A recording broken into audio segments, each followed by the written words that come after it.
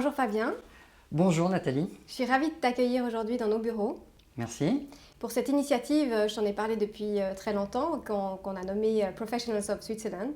Et pour moi, c'est très important d'avoir ton témoignage aujourd'hui. Donc, je suis vraiment très contente de partager ce moment avec toi. D'accord, je le ferai avec plaisir. Fabien, pour les gens qui ne te connaissent pas, est-ce que tu pourrais te présenter? Oui, c'est mon sujet préféré. Donc, je m'appelle Fabien Smadja, j'ai 64 ans. Je suis papa et grand-papa. J'ai une carrière professionnelle qui est très orientée ou qui a été très orientée vers l'enseignement, vers le partage, vers la formation. C'est un atavisme puisque mon père et presque mon grand-père ont été enseignants. D'accord. Donc j'ai repris le flambeau en étant formateur pendant ces 33 dernières années. J'ai aussi été responsable des ressources humaines dans une banque privée de la place pendant quelques années. Ça, on va y revenir après. D'accord. Mais tu viens d'où, Fabien?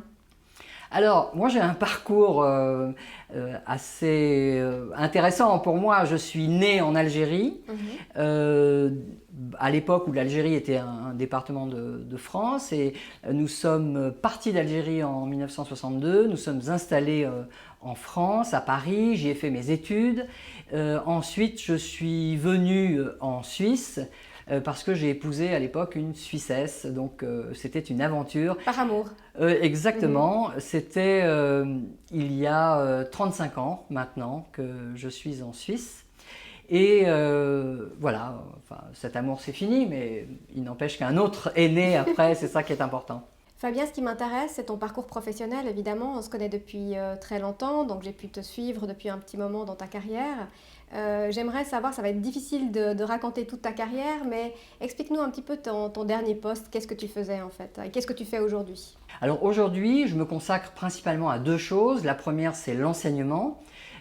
Et la formation, parce que je travaille à la fois pour des instituts universitaires, mais également pour des entreprises qui me confient des mandats de formation. Et la deuxième chose pour laquelle je me consacre avec beaucoup d'engagement et beaucoup de passion, c'est l'écriture de livres, puisque je viens de sortir un premier livre et un second est en préparation. Il est fini, mais il est en préparation technique, on va dire, avant de sortir au premier trimestre 2021. Et tu écris sur quoi, Fabien? Alors j'écris sur ce que je connais, enfin sur ce sur quoi j'ai de la matière. Et ma matière finalement, c'est l'expérience que j'ai accumulée pendant près de 30 ans. Donc deux sujets principaux, c'est d'abord le management et ensuite la négociation. Ce sont des sujets que j'ai traités, que je continue à traiter à la fois dans un enseignement académique, mais également dans des collaborations très opérationnelles avec des banques de la place sur ces sujets-là. Ces problématiques de management et de négociation. Et quels sont pour toi les meilleurs négociateurs?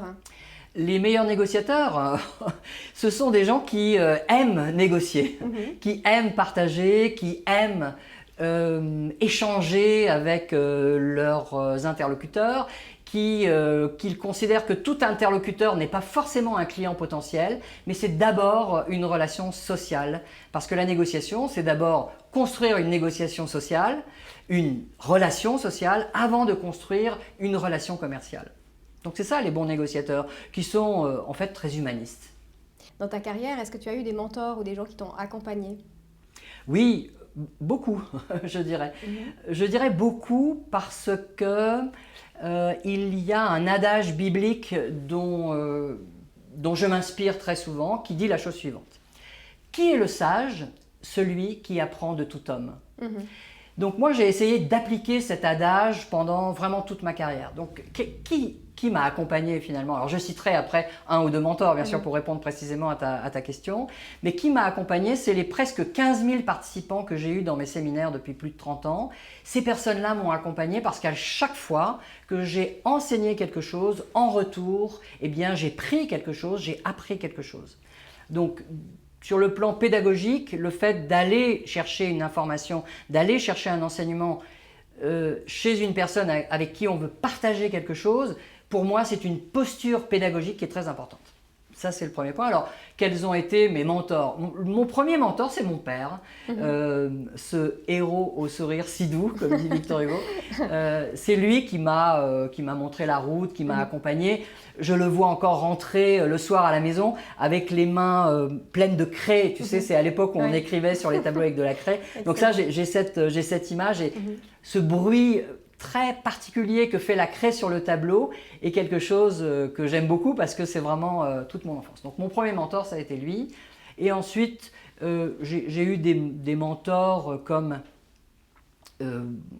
Eric Krauthammer, qui a été un mentor, je dirais, dans le sens, il a été assez inspirant. C'est lui qui m'a mis vraiment le pied à l'étrier pour la formation d'adultes.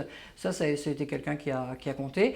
Et puis ensuite, j'ai eu des clients avec qui j'ai eu à partager des choses très fortes, des émotions, on va dire, intellectuelles très fortes. Et à chaque fois, ces personnes-là ont été mes mentors. Voilà, qui je pourrais citer pour répondre à ta question.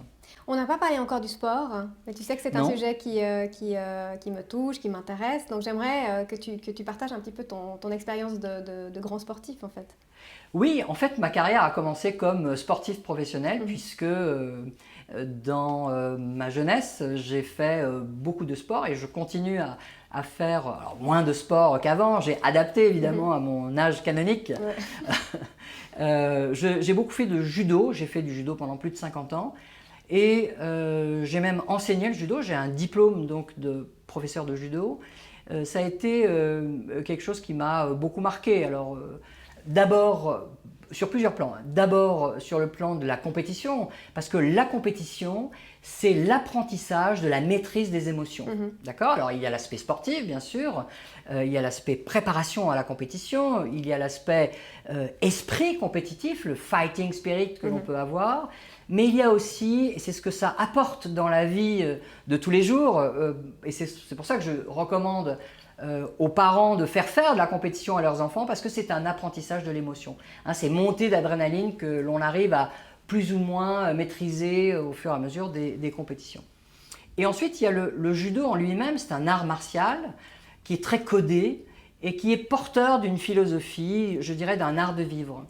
Dans mes 2 ouvrages, j'ai développé un concept qui s'appelle le judo relationnel, où je traite cet art martial, le judo, comme une analogie en fait entre la gestion de conflits, par exemple pour l'aspect management, la gestion de conflits, la gestion de situations difficiles, et certaines techniques, en tout cas certains fondamentaux que l'on retrouve dans le judo.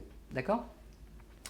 Pour la négociation, c'est la même chose en fait. C'est par exemple l'effet de levier qui est une des bases du judo où l'on va accumuler et la force de l'adversaire et sa propre force pour en créer une troisième et obtenir une résultante qui est positive, qui est pleine d'énergie. Et c'est effectivement un des fondamentaux du judo que j'ai utilisé comme analogie pour le domaine de la négociation. Donc effectivement le sport a été un élément très fort dans ma vie. Et qu'est-ce qui t'a fait tourner en fait du monde sportif au monde plus, je dirais, un peu plus classique en fait? Comment est-ce que ça s'est passé? L'argent. Ok.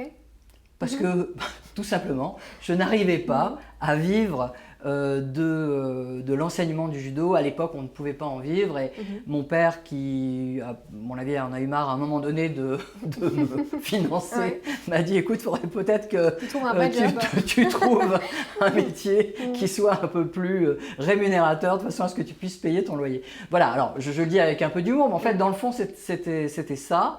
Et voilà, j'ai trouvé un emploi en France et puis ensuite à Paris et ensuite j'ai suivi mon épouse de l'époque qui est venue en Suisse, qui voulait vraiment s'installer à Genève et je pense que c'était une bonne décision à l'époque.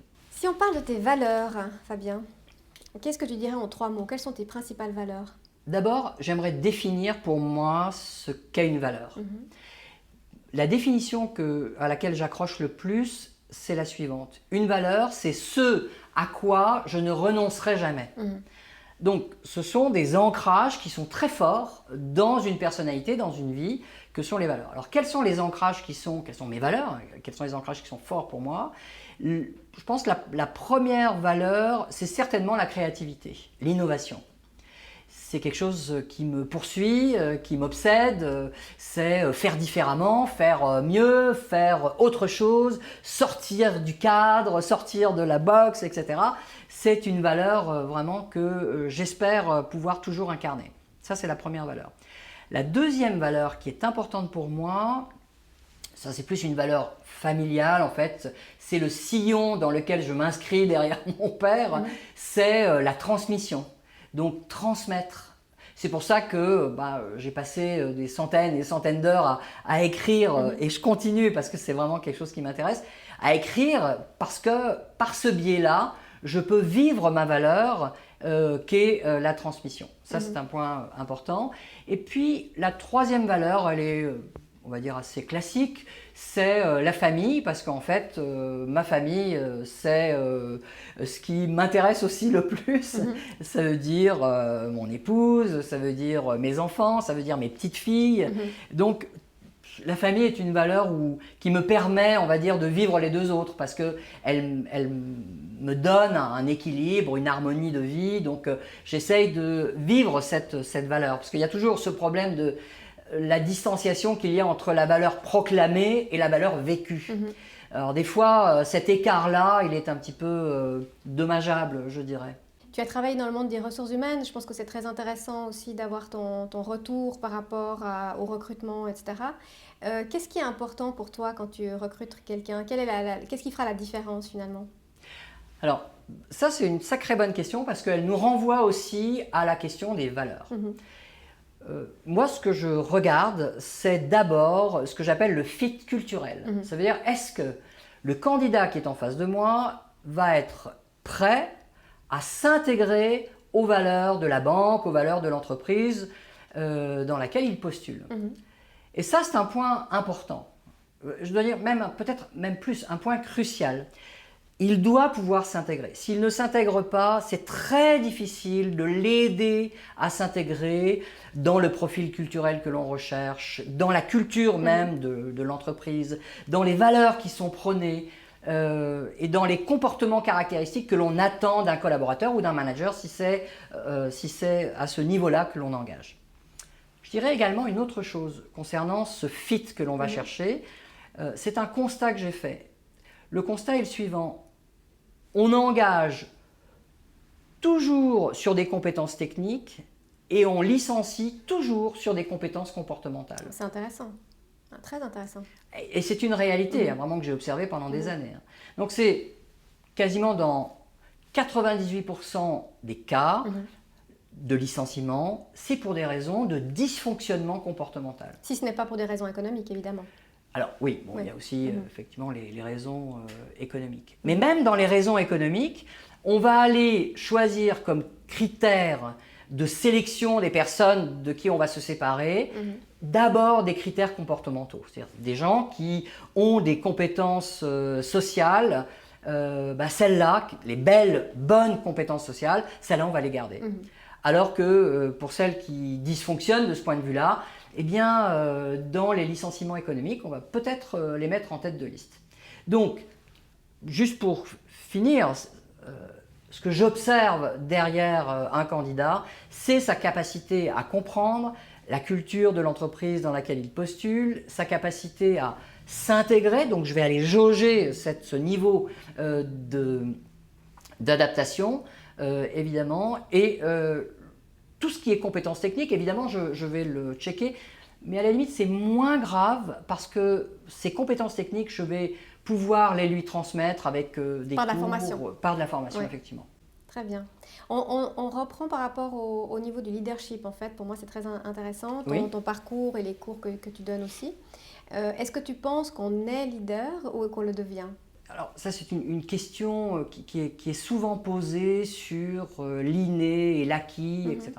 Je pense que si une personne n'a pas naturellement dans son profil de personnalité, on va dire des capacités de leader, des capacités naturelles de leader, je pense qu'on peut les lui faire acquérir. Donc, pour répondre précisément, je pense qu'on peut naître leader, on peut être naturellement leader, mais on peut également le devenir si on a la volonté de le devenir, si on a la patience d'apprendre et l'intérêt pour la réflexion sur le leadership. Je crois que les bons leaders, ce sont ceux qui réfléchissent à leur identité de leader. Et dans les banques, tu as rencontré beaucoup de bons leaders? Oui. Bon, j'ai rencontré aussi beaucoup de manches, hein, c'est pas le problème. C'est pas dans les banques il y a que des bons ou que des mauvais. Enfin, je veux dire, la banque est un microcosme de la société en général. Donc, mais oui, dans la dernière banque où j'ai travaillé, il y avait de très bons leaders, des gens qui étaient engagés, qui étaient convaincus, qui étaient réfléchis, qui avaient du recul par rapport aux choses. Donc, oui, j'ai rencontré des bons leaders. Et qu'est-ce qui te fait te lever le matin aujourd'hui? Qu'est-ce qui te motive?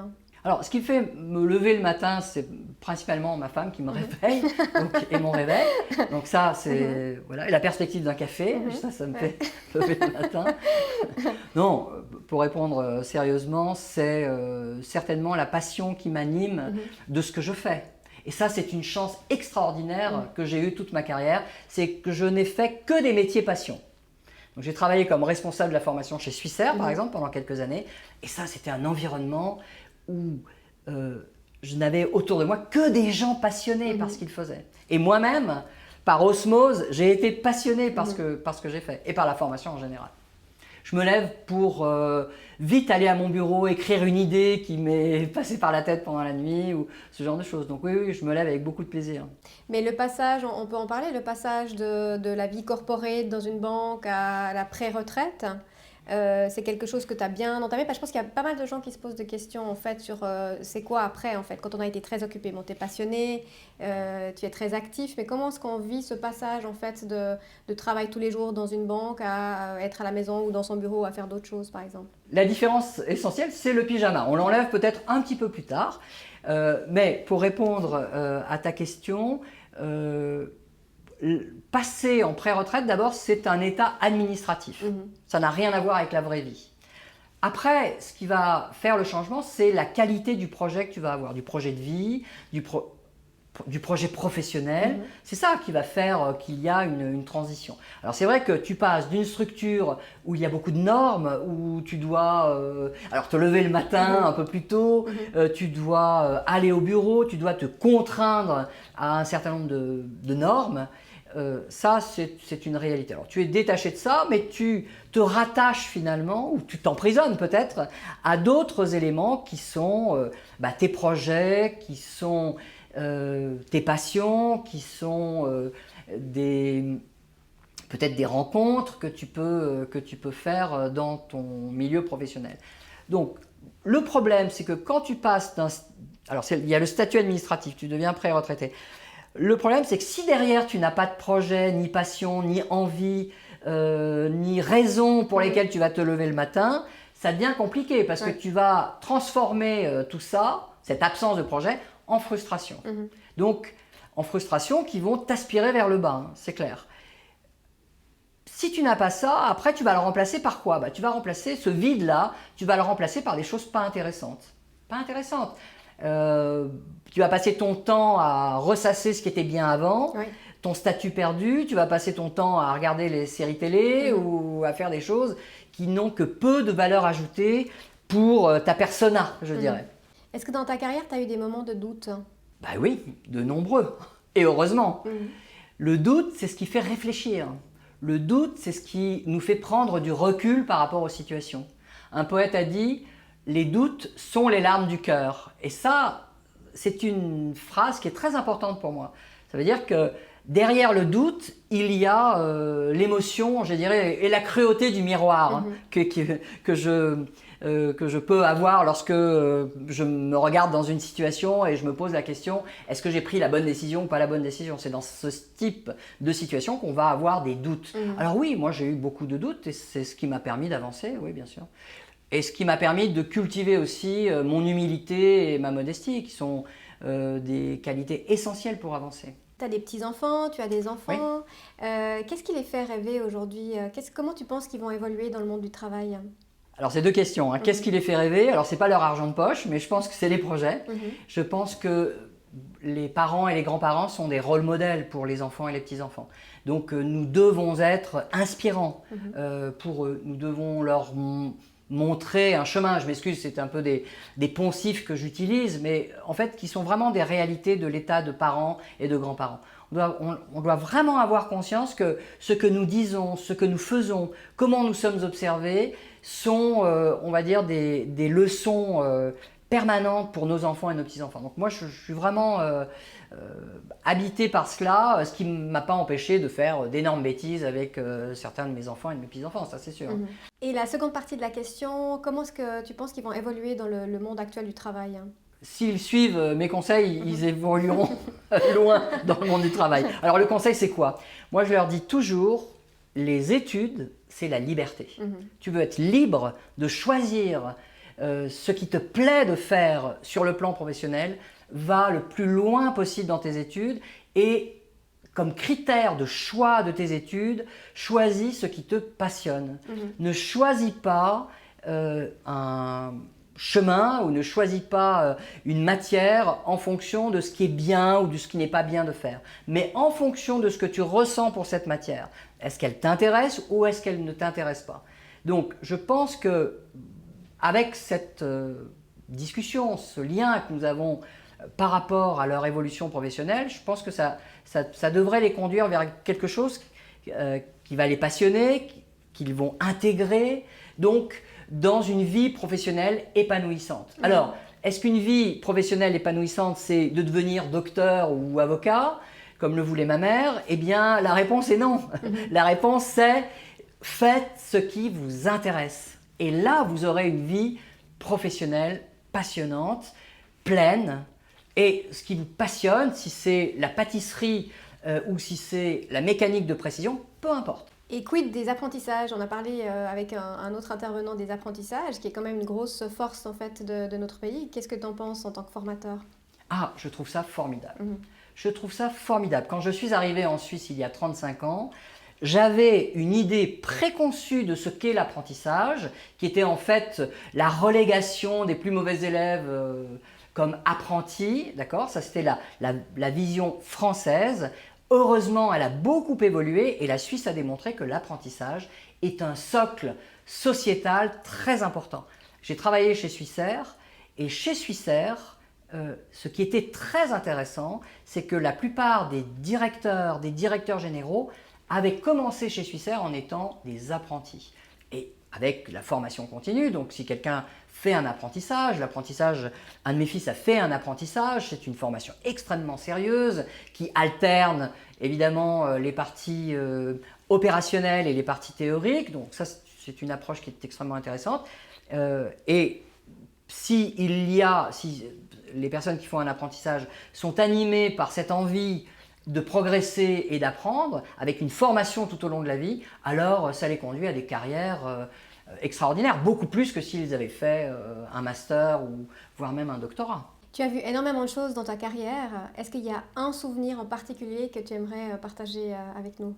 Un souvenir, oui, c'est certainement les bons souvenirs de formation. Pour moi, une bonne formation, c'est une formation où il y a du contenu, c'est une formation où il y a un échange, où les participants viennent avec des idées neuves, enrichissantes, créatives.